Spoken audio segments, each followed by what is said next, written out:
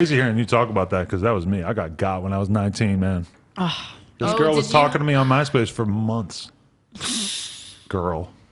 Yeah. She sent me shit in the mail. She sent me some books with like Did you have cute money? What were they doing with you? I didn't have any money, and they did not get any money out of me. They didn't even try. Why were you a target? They must have just been lonely. I don't know, honestly. But they had me talking to her for a few months, and like, wow, we talked on the phone. It was really crazy when I think about it. And then like right when they were supposed to come visit, they just made up this crazy story, and that's when I actually thought like, oh, I'm gonna figure out that like if this is real or not. So I took the pictures that she had sent me, posted them on this message board, asking people for advice, and then a couple of people hit me up with like, that restaurant she's in.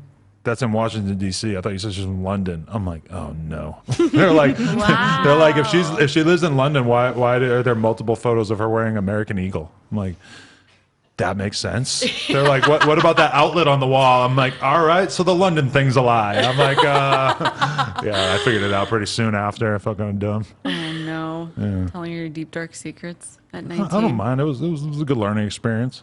Yeah, I'm sure it happens to so many people. There's a lot of people just aren't nearly as savvy as, you know, you would assume people are, you know? I feel bad because I feel like they're always really old when I see that when they finally do email me and I could see their little thumbnail from their Gmail. I'm like, oh God, they're so old. They have no idea how the internet works. And that's why they got caught. And also, I feel so bad. I feel like there's also something to say for like the people who kind of know that, because I had one fan who reached out to me. So like this guy, he like emailed me and was like kind of saying he was being catfished or whatever, or he thought it was me. And I was like, just a very short email where, no, it's not me.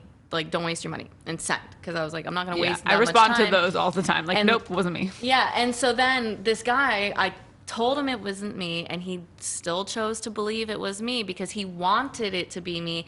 And then like I opened up my Snapchat one day for like a documentary, and I was like, okay, like you guys can call me and I'm gonna answer it and talk to it. And so like I'm talking to, like, he ended up calling me and he was like, yeah, I've sent this person like $100,000, blah blah blah. I was like, it's not me. And he goes, oh, I guess I can cut my hair now, because that's how much control, like they can manipulate the person. And that's how much power, like they don't have just power over your finances and this or that. They wanted to be able to control him even cutting his hair. Wow. And I was like, to me that was an insane, like the amount of power that they try to take over these people. We need a Netflix documentary on the people who are pretending to be us, because I want to know what kind of people they are. How do they fucking do this all the time? Oh, there are documentaries. There's like villages in like different parts of the world, and that's like their whole belief system is to like take from the man, and like it's like their whole thing. I don't want to get into detail. What's it called? The blank boys? I forget what it's called, but there's like a whole world where this is what they do, is like the scorned lover type scam where they just convince,